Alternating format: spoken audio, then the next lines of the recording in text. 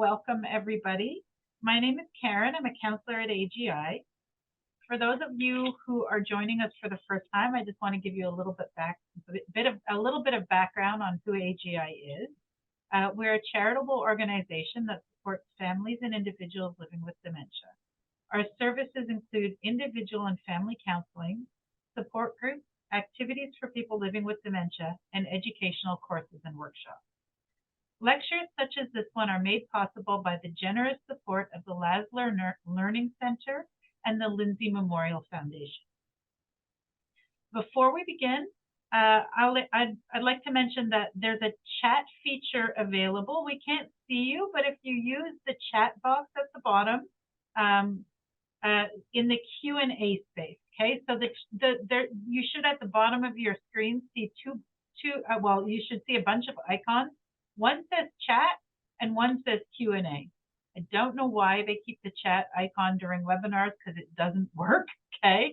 The way you chat, the way you can put your comments is in that Q&A box, okay? And we encourage you, if you have a question or a comment, to use the Q&A box, and Molly will be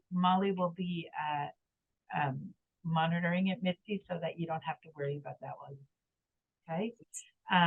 So you can write down at any time during the presentation, and we'll address the comments and the questions at the end. Okay. So today we are very honored to have Mitzi Perez. Mitzi is a certified personal trainer, a registered yoga teacher, a self-care advocate, and a caregiver to her father who has ALS, and the founder of Amidst for ALS. She is the author of the ebook Thrive Through Self-Care, a guide that outlines 7 self-care strategies to help you out of burnout and into a thriving state of being. Mitzi is currently devoting her time to speaking engagements and written works on the topics of self-care, caregiving, and anything else that's relevant to her areas of expertise.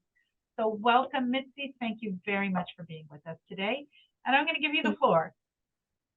Fantastic. Thank you everybody so much for taking the time out of your day to hang out with me and to learn about self-care as a caregiver. I do hope you take away at least one action item, but ideally many, from this presentation. I do have 2 disclaimers to share with you before we get started. Number 1, I am leaving out quite a bit of my personal story because what's really important are the tips and tricks to balancing caregiving with everyday life and the strategies to cope with stress, depression, or burnout. And number 2, many of you may be in a different stage of life than I am. So I cared for my dad from the age of 25 to 35. Many of you are likely in a later stage of your life. So some of what I share from my own experience may not resonate, but I will do my best to focus on actions and information that are relevant at any age. So please take note. Reminder, the Q&A box at the bottom. Please feel free to put any questions you have. There will be time at the end for me to answer anything that you'd like to know. Karen, I do need to share my screen and it says it's disabled. Sorry, or Molly, whoever's still there.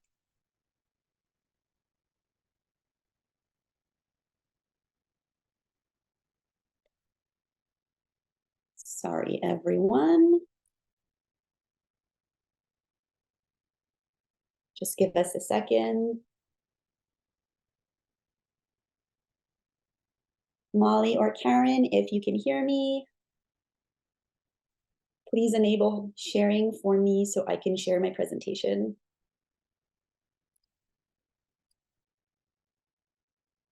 We will continue. I mean, what is life without speed bumps, right? So to get started, who am I? So you did get a bit of an introduction from Karen. My name is Mitzi, as you know. As of about 6 months ago, I've been working as an accountant for a nonprofit that focuses on Indigenous well-being. And before that, I was the controller for a communications agency for about 5.5 years. I'm a former yoga teacher and personal trainer. Unfortunately, there are not enough hours in a day, and I did have to let those things go when I was caring for my dad and working full-time. It was just way too much. I'm also a self-care and caregiving advocate. I do hate the cliche of looking for something good in all of the bad. but I am absolutely happy that something good came out of all the hard times that I went through, in that I'm able to use what I learned to help other people just like you. Last but not least, I'm a former caregiver to my dad. Unfortunately, he passed away last year, so September of 2022. He had ALS, which most people don't really know what ALS is. It's a neurodegenerative disease that affects the connection between the brain and the muscles. It eventually leaves the patient paralyzed, unable to speak, eat, move. Eventually, they can no longer breathe. And unfortunately, most patients do pass away within 2 to 3 years of diagnosis. However, my dad lived for 10 years with the disease. Me, my sisters, my family, we are so lucky to have had him for that long. But on the flip side, 10 years of being a caregiver is long. Unlike Alzheimer's, ALS doesn't typically have any cognitive decline, more so just physical. There is a small percentage of patients who experience frontotemporal dementia. We didn't really see much of that with my dad, so unfortunately, I can't speak to the exact situation that you might be in with your loved one who has Alzheimer's. But I do believe that what we'll talk about today is applicable to any caregiver in any situation. So today we're going to cover a bit of my caregiving journey, and then we'll talk about self-care, both the pillars of self-care, so the things that you can do to take care of yourself, as well as the benefits, so why it's important for you, particularly as a caregiver. At the end, we'll have the Q&A. So let's get started. I became a caregiver in December 2012. So that's when my father became sick. He went into the hospital and was there for about a month, moved to a rehab facility for a few weeks, and then went back home. At the time, I remember going to his house several times a week to check in or make sure he had something to eat. My sisters also were going in to check on him, but of course, I can only speak to my experience.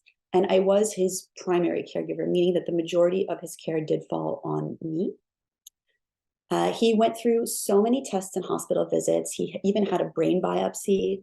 And about 2 years in, he was diagnosed with something called vasculitis. Now, he didn't have vasculitis, but I think the doctors were so fed up of not knowing what it was, they just went with the first thing that they could justify. And unfortunately, the alternative treatment to this disease he did not have was a form of chemotherapy. He did that for a year, and unfortunately, it did nothing other than add more work to our plates and make him feel sicker. Around the 4-year mark, we did get the diagnosis of ALS, which changed everything. The hope we had for any recovery was gone because it is a terminal illness. But on the flip side, knowing what it was meant we could get help from a variety of places. My dad's main wish was to stay home as long as possible. To make that happen, we did have the help of the CLSC, as well as our local ALS society. My sisters and I split the remainder of his care and had some help from our uncle, our mom's brother. Something I haven't mentioned is also we did lose our mom about 14 years ago. So the care truly was on his children. So me and my sisters, as well as my uncle who took part, the brother of my late mom. The majority of that care, like I said before, did fall on me: groceries, doctor visits, phone calls, finances, anything that my dad could think of, I was there for him. This included coming over to kill a bug at 10 p.m. that he saw on the floor, which, spoiler alert, was already dead when I got there. Getting phone calls in the middle of the night because he couldn't get up from the toilet to pull up his pants. And then, of course, the dreaded phone calls of falling in the middle of the night. It took a lot of arguing and trial and error to get into a routine with my sisters. I begged for years to set up a schedule, and eventually they did agree. And this made a huge difference. Knowing ahead of time when each of us would be with our dad really helped us to kind of accept what was happening and to plan to have a life outside of caregiving as well. I highly recommend creating a schedule if you're sharing care duties with other people. This also makes you feel like you're in control of something. Feeling helpless does contribute to feelings of depression and anxiety. As for burning out and coming out of the burnout, so a few years into my dad's illness, our maternal grandmother was diagnosed with cancer. She passed away a few months later, and it was during that time that I burnt out and went on sick leave from work. At the time, I was working for a wealth management firm supporting several brokers. And while the work itself was not stressful, the environment of investment banking and wealth management is inherently stressful. It's the stereotypical thing you think of when someone tells you investment banking. Add on to that, caring for my dad, helping out with my grandmother, having to run to appointments, and of course, putting myself last. Everything kind of combined and led to this massive burnout. So burnout is real. I had no energy. I was depressed. I was not taking care of myself. My dad came first no matter what. And unfortunately, that was to my detriment. My biggest obstacle when I took that sick leave was that my family saw I wasn't working and looked at it as an opportunity to have me take on more of the care. Add to that, I also felt guilty doing what was needed in order to heal and feel better. So what did help? Therapy, learning to focus on what I could control and not on what I expected of others. That's a big one. Movement, exercise, yoga, simply getting outside of the house, eating well, accepting help, the list, I could go on. We will talk about most of this during this presentation. The most important thing I learned, though, was that in order to better care for my dad, I had to care for myself. So let's get into those pillars of self-care. These are the things you can do to take care of yourself, boost your mood, your energy, and help you cope with feelings of anxiety, depression, confusion, anger, all the feelings that come up while caring for your loved one. So number one, your routine. Depression and burnout make day-to-day life a struggle. It's hard to wake up, to eat, to work, to care for yourself. By adding structure to your day, you are removing a layer of stress that you may not even realize exists. So what helps here? Planning your day, setting appointments with yourself for important tasks, knowing what you'll do with your downtime before it happens. As a caregiver, sometimes you don't know when that downtime will come. Your loved one might randomly fall asleep, and look at that, you've got a half an hour to yourself. If you know beforehand what you want to do with that time, you're not wasting time and there's less stress involved in that situation. Having a routine also helps with energy levels and sleep quality. So we all know lack of sleep makes us cranky, okay? On top of that, it can lead to health issues and even slowed reflexes. I don't know about you, but I know I had to be sharp when I was with my dad. You want to make sure you're alert and able to act quickly in case anything dangerous happens, for example. To help improve your sleep quality and energy, you can create a night and morning routine. So for example, an hour or two before bedtime, tie up any loose ends for the next day. And of course, all of this is assuming that you have the time for this. And if you don't, there is nothing wrong. Do not judge yourself. Don't beat yourself up over it, okay? We will talk about that as well. So an hour or two before bedtime, you can tie up any loose ends for the next day. Take out the trash, wash the dishes, etc. If you can take some time to unwind, maybe read a book, journal, do your skincare, whatever helps you let go of the day and prepare for sleep. In the morning, if you can swing it, don't hit snooze. I know it's hard. I hit snooze all the time. I'm guilty of it. But try not to. One of the reasons is that when you do hit snooze, you are technically falling back asleep, but in reality, you're not getting into a full sleep cycle. So as you're drifting off and your alarm goes off again, you're startling yourself and interrupting that sleep cycle from starting, which leaves you even more tired than if you had just gotten up the first time your alarm went off. Something to think about in the morning. So if you can, skip the snooze button and try and use that extra time to enjoy a cup of coffee maybe, or tea, or your beverage of choice. Maybe take it outside on the balcony, get some sunshine, assuming it's not minus 40 degrees outside. I know that's the typical winter here in Montreal, but if you can get some sunlight, there have been studies that show the benefits of getting sunlight in that first hour after waking up. It resets your circadian rhythm, meaning that it kind of sets your body up for success later on in the day when the nighttime rolls around. If you have the luxury of maybe a half an hour to yourself in the morning, get in a light workout, maybe read a little, journal. The whole point of that morning routine is to slow down so you don't enter your day in a stressed state. If you can't add these things, like I said, it's totally okay. And if you can't create your dream routine, that's okay too. Likely your schedule revolves around your loved one. So take a look at where you can add in or combine things in your existing routine. For example, if you don't live with your loved one and you're driving to them, put on a podcast or your favorite music in the car. If you're commuting, read a book. You can't read and drive, so only if you're commuting, please. If you find yourself with some extra time in the day, maybe you don't want to exercise or do anything in particular. Maybe you just need a shower. Take a shower. It's going to make you feel so much better. Maybe you need a nap. Maybe you need to just sit and have a phone call with a friend. Maybe you just want to have a cup of coffee. I'm all about the coffee, clearly.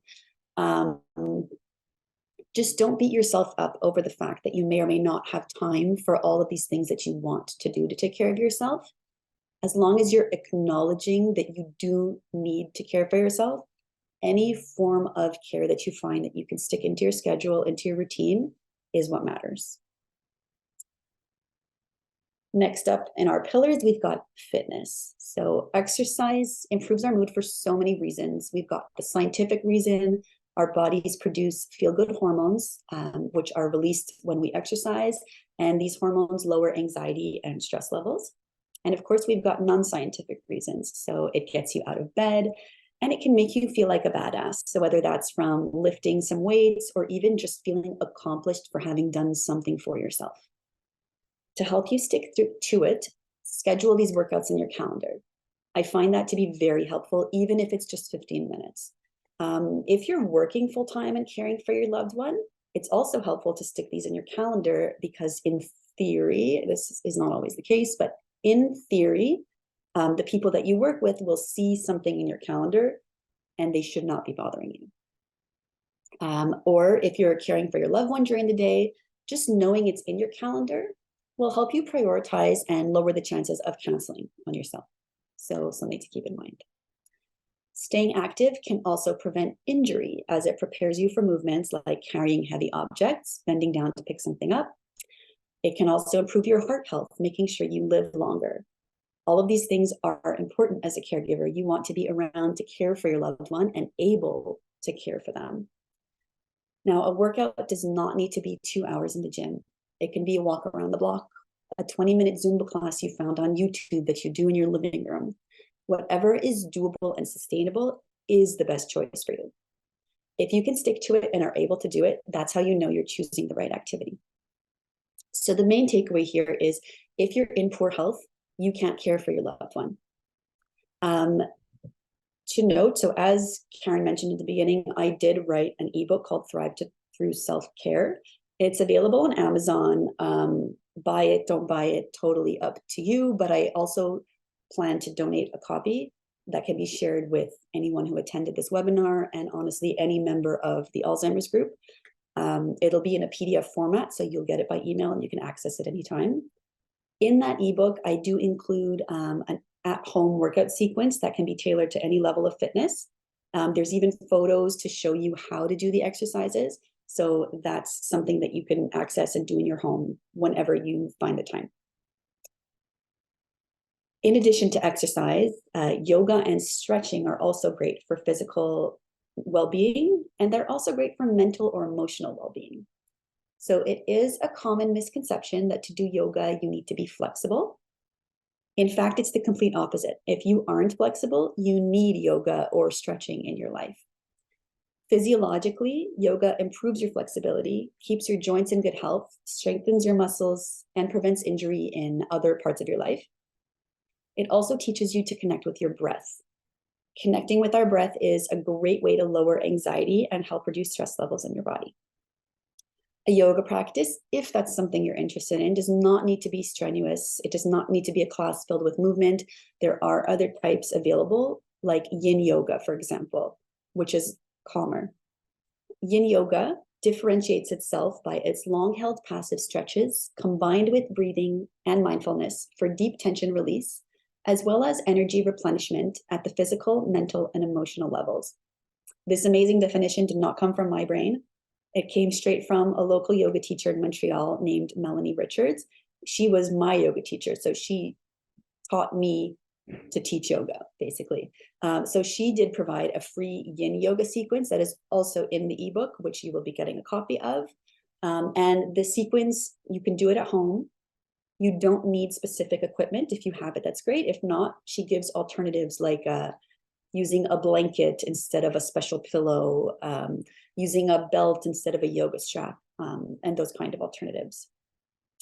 In addition, you can also find many different kinds of yoga sequences or stretching instructions on YouTube. Again, YouTube, I have no affiliation. It's just very, very useful, that you can do in the comfort of your own home. Or, of course, you can always look for a local studio that fits your schedule and is easy to access.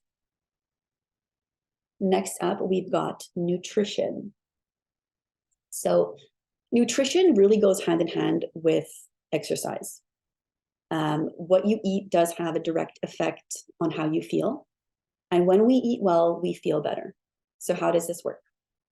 When our diets are rich in processed, sugary foods, junk food basically, our bodies react in an inflammatory way. And inflammation has actually been linked to many different health problems.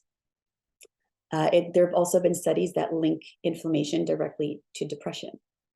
So when you combine poor diet with lack of sleep and high levels of stress, these are the cornerstones of caregiving, right? Brain fog and depression are practically guaranteed. Now, eating well does not have to be complicated or restrictive. All it takes is knowing the basic principles. So the main macronutrients, so the main building blocks of nutrition are carbohydrates, or carbs as I'm going to call them, proteins, and fats. Now, carbohydrates are used for energy in our bodies. When you eat simple carbs, so candy, white bread, which is fine, you can eat white bread, you can eat candy, just know the effect it's going to have on your body. You do get a boost in energy, but it's short-lived. Now, an energy crash will absolutely follow not long after. It's not sustained throughout the day. If you're eating complex carbs, so this means carbs that take longer to get broken down by your body, such as sweet potato, oatmeal, rice, the list goes on, your energy will last longer as, like I said, they take longer to be broken down in your body. After carbs, we've got protein. Now, protein, most people, they hear protein, they associate it with athletes or bodybuilders, but protein is necessary for everyone. It helps to maintain the muscle that you already have in your body. And if building muscles, one of your goals, it can also play a role in that. Protein keeps you full much longer than carbs. So your body takes more time to digest it and will typically burn carbs first for energy. So if you're eating for breakfast, for example, a bowl of cereal, let's pretend not with real milk because real milk does have protein. You're eating a bowl of cereal with almond milk, let's say. The majority of the nutrients found in that meal are carbs. You're going to get your energy, and maybe an hour later, you're going to feel hungry again. You're going to feel tired. If you're eating a meal that contains proteins and carbs and fats, which we will talk about, so a balanced meal, it's going to keep you feeling full longer, and it's going to give you energy that's going to last you longer as well. Fats, which also play an important part of your nutrition, have often gotten a bad rap over the years, which caused an influx of items low in fat or fat-free on the market. Just because something says low fat, fat-free, sugar-free, gluten-free, it doesn't mean that it's healthy. So pay attention to what you are putting in your body, because you will feel a physical effect from it. Healthy fats do have a place in a nutritious and balanced diet and have many benefits. Fat plays a role in proper brain function and improved immunity. So in my ebook, I do go into the different kinds of fats, but what I will add in here is that 1 gram of fat contains 9 calories, whereas 1 gram of carbs or protein contain 4 calories. So this is one of the reasons that we say eat fats in moderation. It's easy to overeat them, but yes, they are good for you. Don't avoid them. Cutting out an entire food group is only detrimental to your well-being. So don't be afraid of carbs. Don't cut out all carbs. Don't cut out your fat. Don't cut out your protein. Eat moderate amounts of each at every meal, and you will feel the benefits. In my ebook, I also include a grocery list. So you don't have to buy everything on the list, but the point of it is that it breaks down what foods fall into each category. So it's categorized as proteins, complex carbs, fruits and veggies, and healthy fats. It's a guideline. It can help you make informed decisions if that's something that you'd like to do for yourself. Next up in our pillars, we've got mindfulness and meditation. To be mindful is to be fully invested in the present moment. So letting go of what was, what will be, and accepting the current moment for what it is, whether that's good or bad.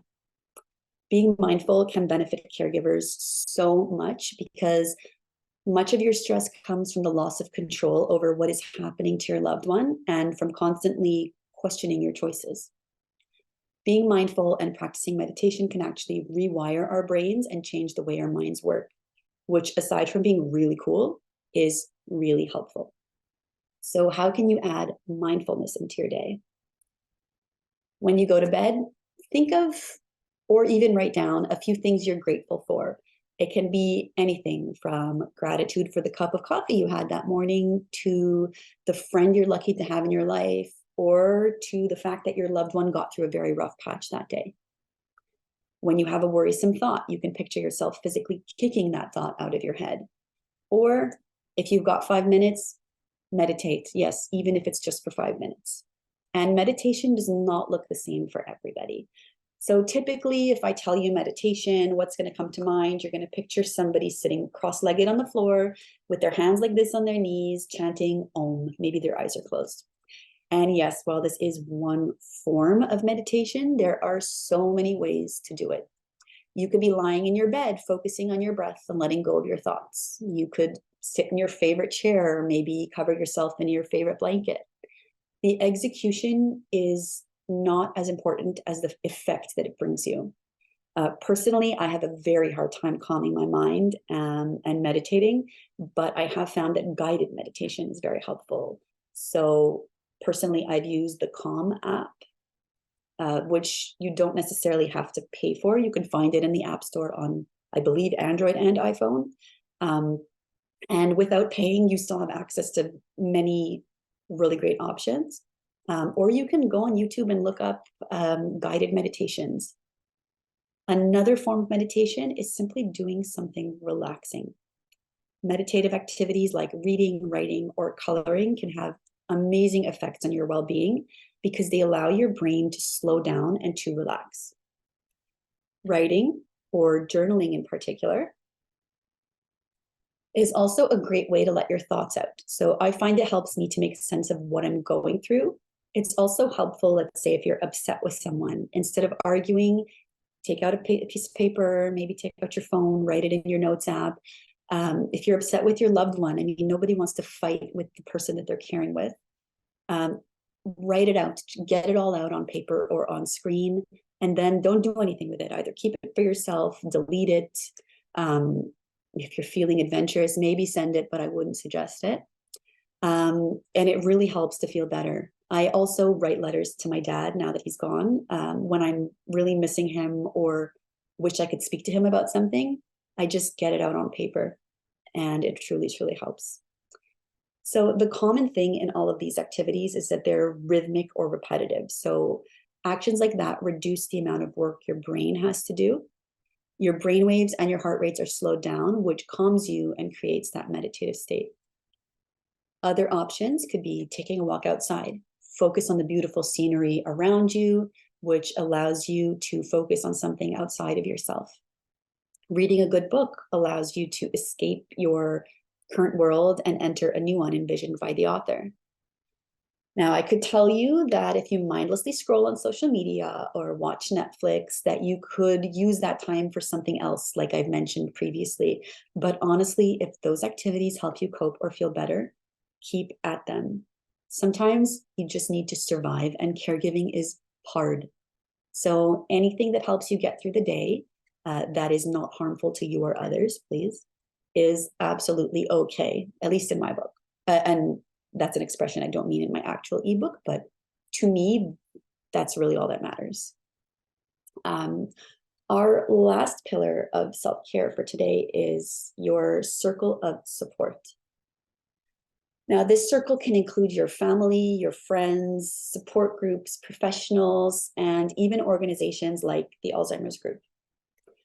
As a caregiver, both your spare time and energy are lacking, so it's important to choose wisely when you're filling that time.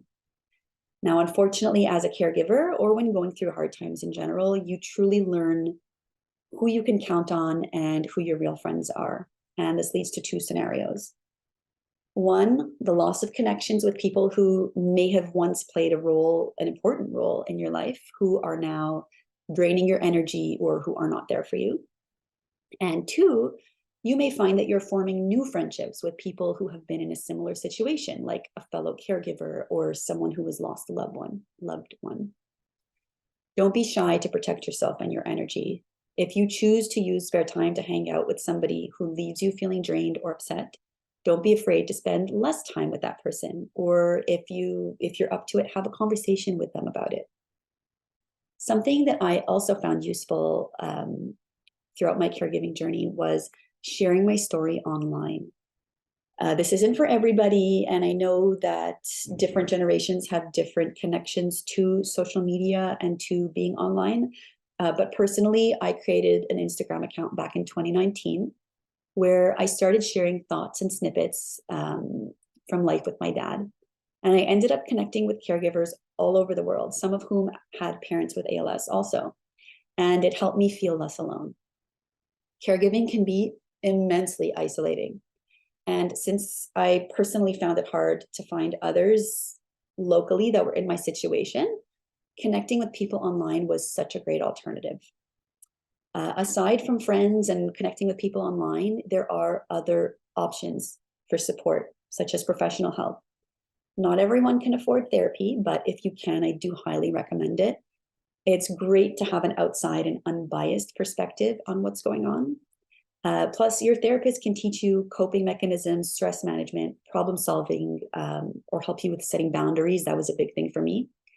And if therapy isn't for you, either because you don't believe in it, or you don't have any interest, or you can't afford it, consider finding a local support group that's led by a counselor where you can speak with other caregivers and feel like you're not crazy, you're not alone, you're not the only one in your situation. Speaking about your experiences and sharing your thoughts is so cathartic. When we bottle up these feelings, our bodies can manifest them physically and lead to illness. I've been reading a book recently called The Hidden Cost of Stress that actually touches on this. Our thoughts truly do affect our bodies, and we need our bodies. If we're going to care for our loved ones, we need to be able to live, to walk, to care for them. So to sum up what you've heard today, if you don't take care of yourself, you cannot take care of your loved one. It's as simple as that. So we've talked about different forms of self-care, different things you can do to care for yourself so that you can better care for others. But let's touch a bit on the why. So by caring for ourselves, we are improving our overall health. Reducing stress means our immune system works better, our adrenal glands are working properly, and we generally feel good. We improve efficiency. When you feel relaxed and without pressure, you can work more efficiently. So this means getting more done in a shorter amount of time, which leaves you with more time for the things that matter. Whether that means getting your caring duties done quicker so you have some more time for yourself, or whether it means getting your outside duties done quicker so you have more time with your loved one. Either scenario is improved by taking care of yourself. And then lastly, the ability to care for others is improved. So with your saved and improved energy, you can better care for your loved ones that need you. Your chances for burnout decrease and your mood is elevated, and your loved one will thank you. Personally, I think that my dad really felt the difference when I was taking care of myself versus not. I found that I would become very quick to anger. I would be short with him. But if I had taken time that day, to do something for myself, I was calmer, I was less stressed, I was more understanding with him. And that's really, I think, something that makes a difference in your loved one's life, because whether it's ALS or Alzheimer's or MS or any other disease that requires the care of someone else, that person is going through a very hard time, just like we are as caregivers, and they do deserve the best of us. And in order to give the best of us, we have to take care of ourselves. And I hope that that's the main thing that you take away from today, is that unless you properly care for yourself, you cannot possibly take good care of your loved one. That's it for me talking. I do hope that you found this interesting, informative, worthy of your time that you took away from your loved one today.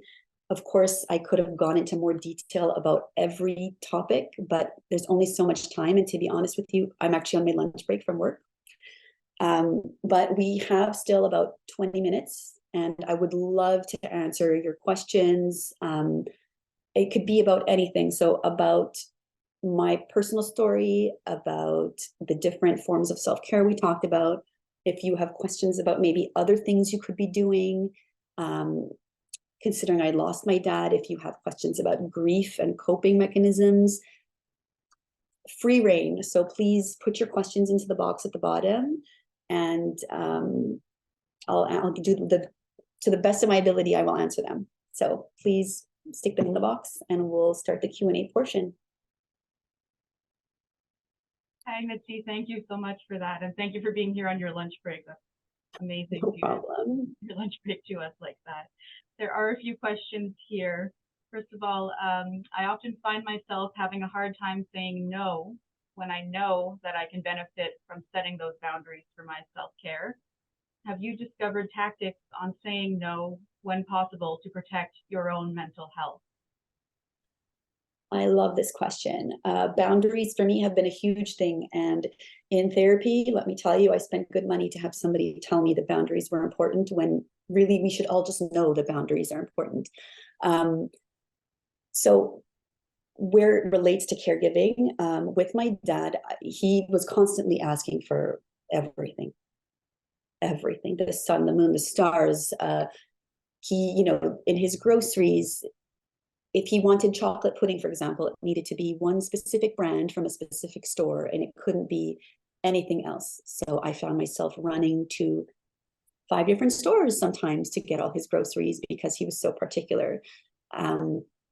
Or if he absolutely wanted me to come over to his house, arbitrary time, let's say at 1 p.m., but really it would have been easier for me to maybe go there at 3 p.m. I had to learn to assess what he was asking me for and do what was best for both of us. So yes, sometimes there was also compromise, but the big thing for me was asking myself, if I say no to what he's asking me, is his health being put into question? Is he in any danger? Or am I just going to upset him for 5 minutes and then he's going to forget about it? Which person, honestly, he remembered everything. So maybe not the best example, but asking yourself, if I take 10 extra minutes to do X, is my loved one going to be at risk of falling on the floor, or will they go hungry, or whatnot? And to be honest with you, most of the time, there is no immediate danger from saying no. So it just takes assessing the situation and maybe compromising. So if I'm saying no to, if I was saying no to my dad about something, I would offer up an alternative. So, Daddy, no, I'm sorry, I can't go to that store today to get you that pudding, but hey, what if I go to the place next to your house that's way more convenient for me and get you this other thing that you really like? Or, you know what, I'm really sorry, I can't come over at 1 p.m. If it's okay with you, I'm going to do whatever else thing I had to do first, and I will come to you at 3 o'clock. And when I get there, that means I won't be focusing on other things I need to do. I'm going to be able to focus on you completely. assessing the situation, coming up with an alternative, compromise. Because at the end of the day, your loved one's illness is not going away.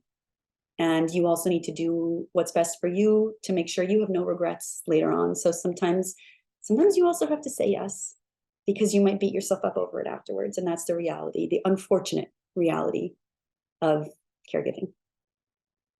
Okay, Next up. How did you manage guilt when taking care of yourself instead of dedicating that time to caregiving? That I'm still wondering how I did that. Let me tell you. Guilt is a very tough emotion that we can't help but feel. Many of us are conditioned to feel guilt, either by our loved ones or by society, and we think that we have to do all these things. Another thing that I learned in therapy was getting rid of the word should. I should work out. I should do this. I should say yes. I should. It's not about I should. What am I physically capable of doing? So when I would take some time for myself, and this is applicable to anything, not just caregiving, you know, if I was taking a break during my work day because my brain was overloaded and I needed time to think, it takes time to get over that guilt, but the constant reminder of, if I don't do this, this is what will happen. So if I don't take time to care for myself, I can become sick, I can burn out, I won't be able to take care of my loved one, I won't be able to hit my deadline, it's about reminding yourself that if you don't do that thing for yourself, you won't be any good for anything else. Thank you for that question. Good point, thank you. And we just have a few comments here about how grateful some people are, how helpful you were today. I'm sure that's good to hear. Thank you so much. And here's another question, a good one. How much of your reality did you share with your workplace? Did you think it helped to get resources, such as days off, or did it become an added stress? I could probably do an entire webinar about that, and then I would get in trouble for saying things that I shouldn't on the internet. But I will tell you that when I started my job, the one that I was at for 5.5 years, 2018, so he had already been sick for about 5-6 years at that point. I was honest in my interview when I was hired, and I said, listen, I am currently caring for my father who is sick with ALS. This means I might sometimes need to take a day off to go to doctor's appointments with him, or God forbid something happens, I might get a phone call and have to run out the door. So I made sure that they were aware of the situation, the basics at that point, and they were totally okay with it. They said, thank you for letting us know. Just make sure, if possible, we have advance notice when possible. So the downside of that was the amount of vacation days that I used for my dad instead of for vacation. That was unfortunate. I was given quite a bit of flexibility, which I do think, while some people may look at that like a privilege, it was not a privilege. It's something that I worked hard for, even at jobs before that. If you do your job well, you earn the right to sign off a little bit earlier, or start your day later, finish later, to make time for things that you need to do. So I was able to, on the days where I was on what I called daddy duty, to leave at 4 o'clock, let's say, instead of 5, to avoid rush hour traffic.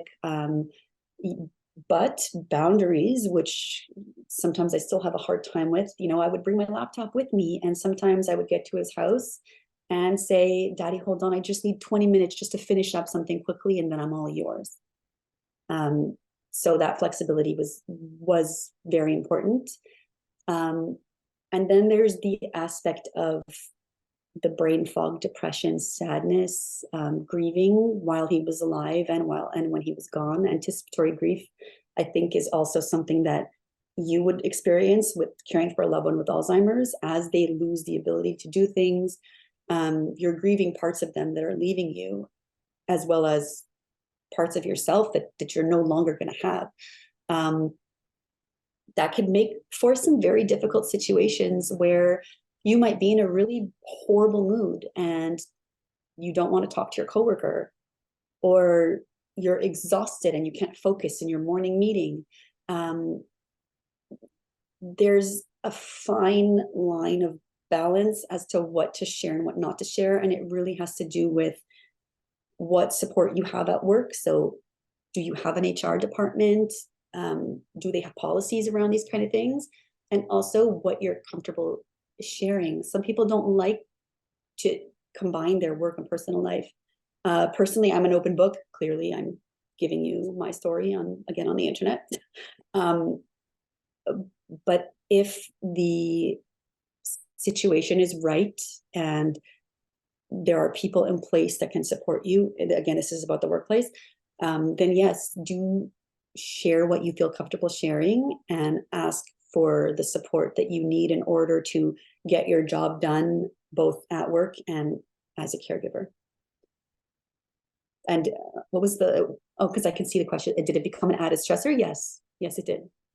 It's very stressful because I'm assuming we all want to do our best in every aspect of our life. And knowing that I wasn't able to do my best, it ate away at me, unfortunately. Thank you. And someone asked the title of the book. Oh, yes. So the book I mentioned that I'm reading, it's taking me forever to read.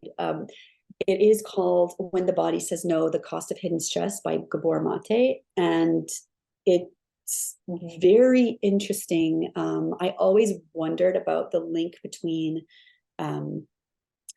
holding our feelings in and people pleasing and everything that falls into that category, and physical illness. And in that book, Gabor Mate, he is a doctor, I'm pretty sure. He is a doctor. So he actually talks about patients that he had seen and studies and all that show that holding in feelings and shoving everything down and, always wanting to be a good person instead of speaking up for yourself and all that, can lead to disease. There's a whole chapter about ALS, which I did not expect when I was reading it, that touched on that topic. And I believe they talk about the link between MS, dementia, Alzheimer's, breast cancer potentially, and a few other things, the link between all of those things and illness. So very interesting read. I highly recommend it. Okay, thank you. So I do plan, like I said, to give you a PDF copy of the book that you can share with not only people who attended the webinar, but any of your caregivers and patients that do work with you.